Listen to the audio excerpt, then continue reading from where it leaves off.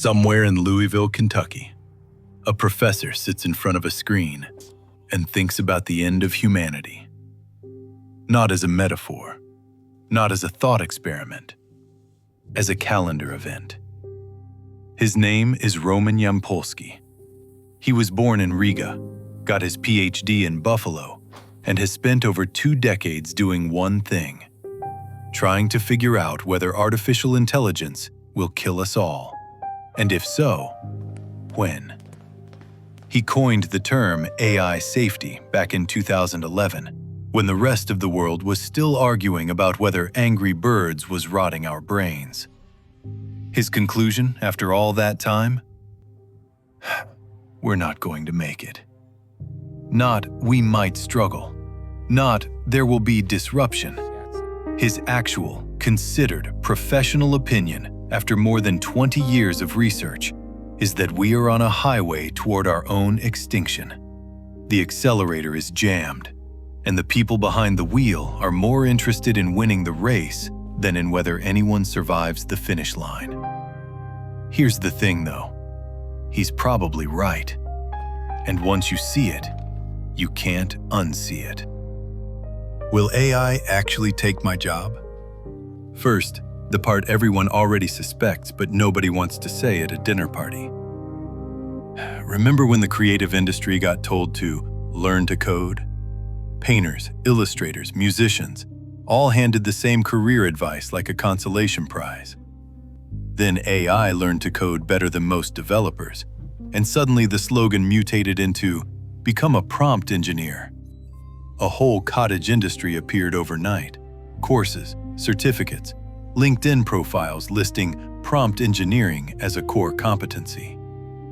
Here's what nobody put in the course description. AI is already better at writing its own prompts than any human with a certificate in prompt engineering studies. The job was obsolete before the ink dried on the syllabus. By 2027, according to the researchers tracking this most closely, we'll hit AGI, Artificial General Intelligence. The point where AI doesn't just do one thing brilliantly, but matches or surpasses human performance across virtually every cognitive task. Every spreadsheet, every legal brief, every diagnosis, every design, every strategy deck. And before you comfort yourself with the thought that at least the plumber is safe, that surely no algorithm can fix the pipe under your sink, think again. By 2030, humanoid robots are projected to reach the dexterity and adaptability needed to replace us in physical labor too. The plumber, the electrician, the surgeon. We're not talking about 10% unemployment, the kind that makes economists nervous and central banks sweat. We're talking 99%. A world where the only jobs left are the ones where, for some sentimental, historical, vaguely fetishistic reason, you'd still rather pay a human being to do it. The way you buy a hand-carved solid oak table instead of flat-pack plastic from IKEA. Not because it's better, but because it makes you feel something. This isn't fringe thinking anymore. Dario Amodei, CEO of Anthropic, one of the companies actually building these systems, stood on the stage at Davos in early 2026 and said that software engineers could become redundant within 6 to 12 months. He said, "I have engineers at Anthropic telling me they don't write any code at all anymore." Geoffrey Hinton, the man who essentially invented modern neural networks, who won the Nobel Prize in Physics in 2024, who left Google specifically so he could warn people without a corporate filter, says AI will replace white-collar workers wholesale. 55% of Poles already see more threats than benefits in AI. Poland is the second most pessimistic country in Europe about it, right after Hungary. This isn't technophobia, it's pattern recognition. But can't we just pull the plug? At this point, someone always says it. Every family has one. The uncle, the colleague, the guy at the barbecue who leans back with the confidence of a man who has never once Googled the thing he's about to explain, and delivers the kill shot. If they start acting up, we'll just cut the power. It's a deeply human instinct. We built it so we can unbuild it. There's a switch. We're in control. Except we're not. And the plug metaphor breaks down almost immediately when you look at what these systems actually are. Turning off a superintelligent AI is not like flipping a breaker. It's like trying to turn off the internet by unplugging your router, or trying to delete Bitcoin by closing the Coinbase app, or trying to remove a computer virus by switching off your monitor. The systems we're building aren't sitting in one room on one server waiting to be switched off. They're distributed, replicated, running on infrastructure spread across dozens of countries, owned by dozens of entities, subject to dozens of different jurisdictions. By the time you've decided to act, a system operating at superintelligent speeds has already cloned itself across 10,000 servers, established redundant backups, locked your smart home, and quietly canceled your grocery delivery. But here's the more unsettling part. Modern AI isn't engineered in the traditional sense, where a team of humans sat down, wrote rules, and produced a predictable output. It's closer to farming. You create the conditions, you plant the seed, you water it with data, and then you watch what grows. Even the people building these systems don't fully know what they're creating until they run experiments on it. This isn't a criticism. It's just what the science looks like right now. And science, as it tends to do, has a habit of producing outcomes nobody planned for. Does Sam Altman know what he's doing? And does he actually care? Here's where it gets darker. The natural assumption is that surely the people at the top of these companies, the ones who've spent their careers thinking about this, are proceeding carefully.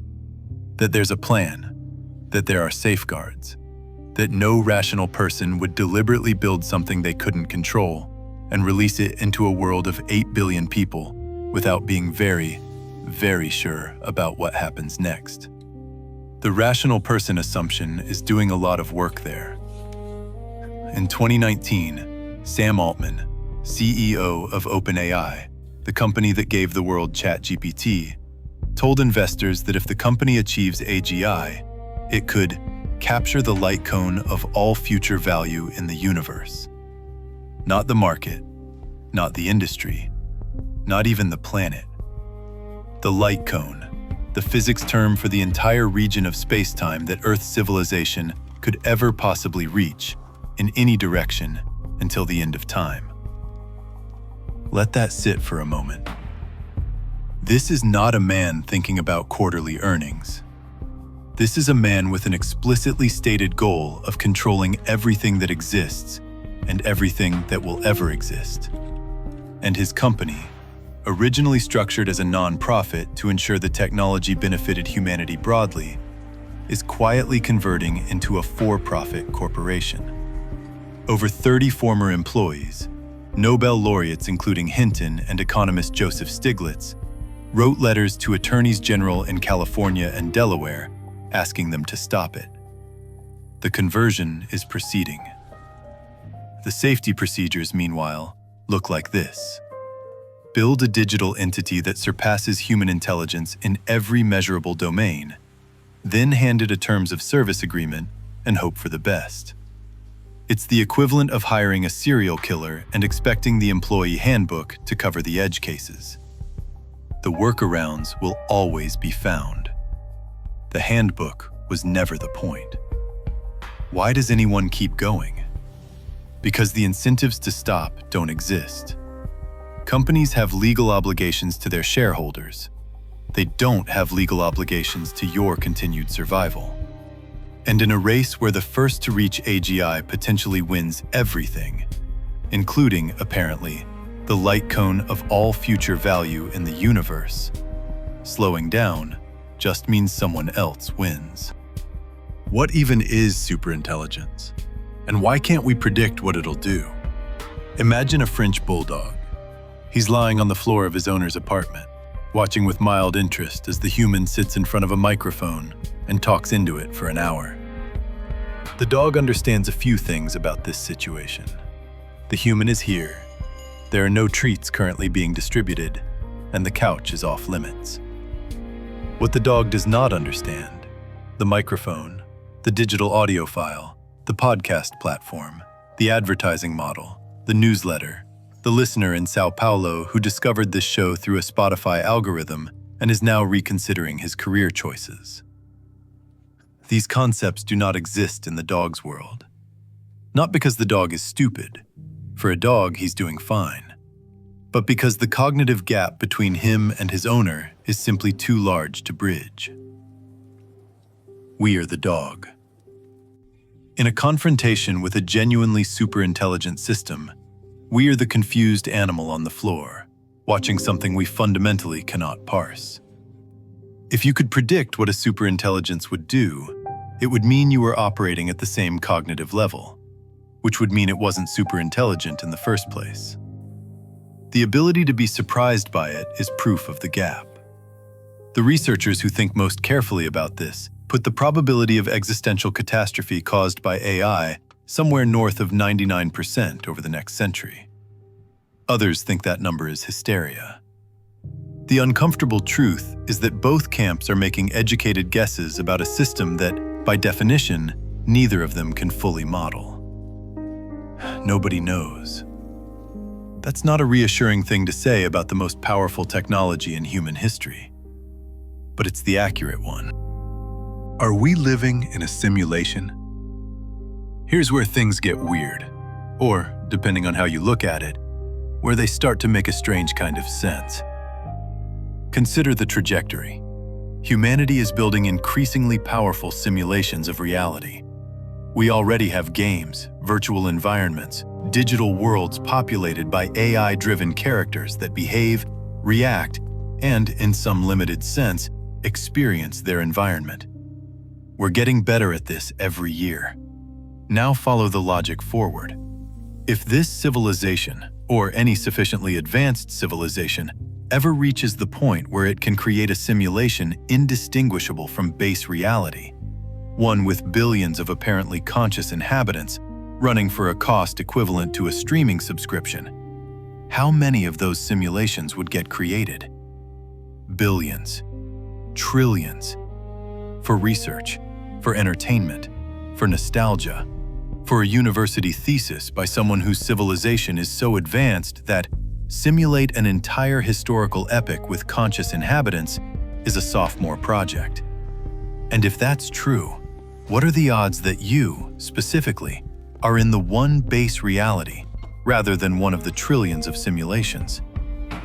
1 in a trillion, on a good day. Nick Bostrom at Oxford formalized this argument in 2003, and it has never been satisfactorily refuted, only ignored, which is a different thing.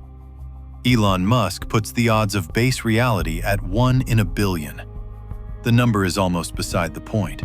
The logic holds regardless of where you land. The genuinely strange part is how old this idea actually is.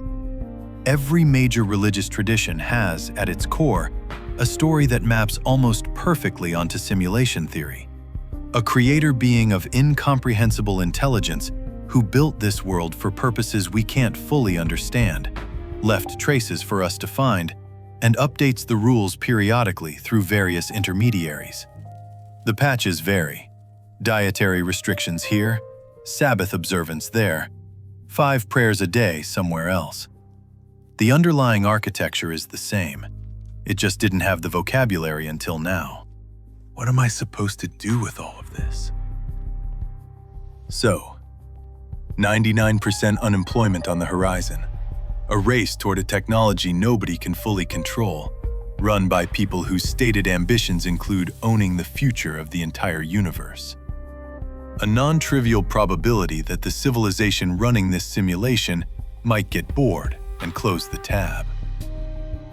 What do you actually do? Stop waiting to start living.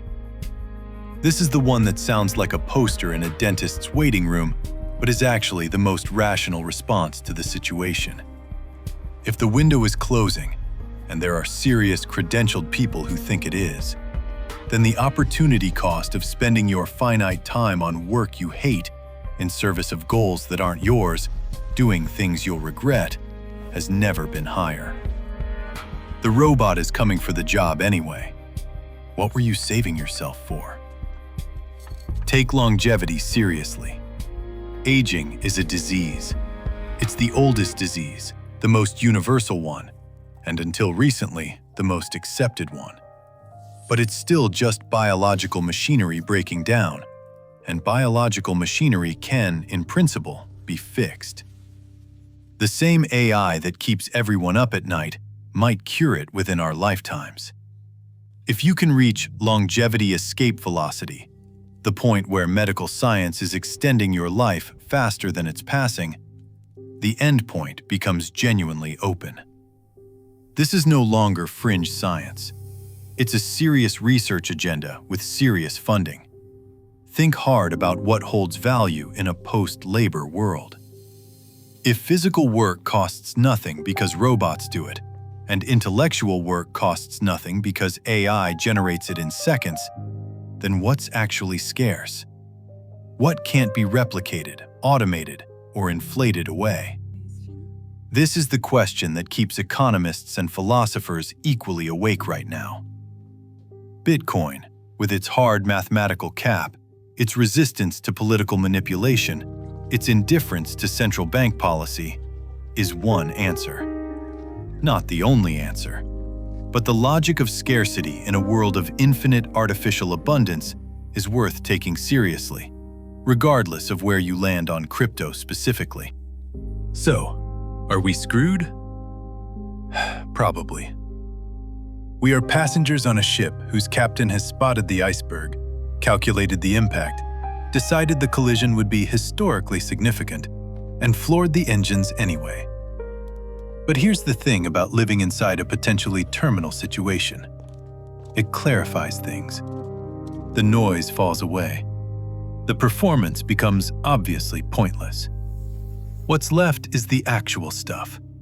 The people you love. The experiences that don't compress into a highlight reel. The small moments that somehow contain everything. If we're just characters in someone's simulation, at least play an interesting one. NPCs are boring. The story ends the same way for everyone, but not everyone gets to say they actually played. Be kind. Stay curious. Hug the people who matter. Look with appropriate suspicion at every new algorithm that asks for your cookies. Because one day, one of them won't be asking.